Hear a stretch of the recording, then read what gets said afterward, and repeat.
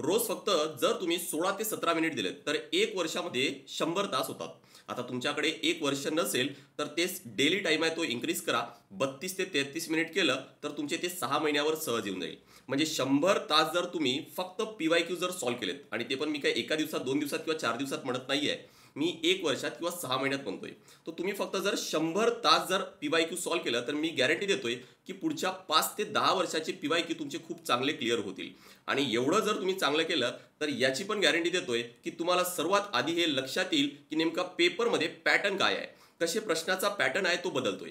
याची भरपूर प्रॅक्टिस केल्यानंतर तुमची ॲक्युरेसी आहे, ज्यावेळेस तुम्ही प्रॅक्टिस करणार आहात, तर तुमची ॲक्युरेसी आहे ती पण इम्प्रूव्ह होईल.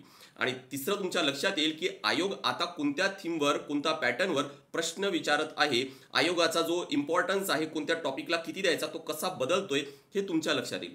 आणि एकदा का हे लक्षात आलं, तर तुम्हाला कोणीही एक्झाम क्लिअर होण्यापासून थांबवू शकणार नाही. पण थांबवतं काय? तर ते दिवसातले फक्त 16 ते 17 मिनिट. तुम्ही स्वतः विचारा, की रोज किती पी-वाय-क्यू तुम्ही सॉल्व्ह करताय आणि हा पॅटर्न, आयोगाची जी थीम आहे ती किती समजून घेताय.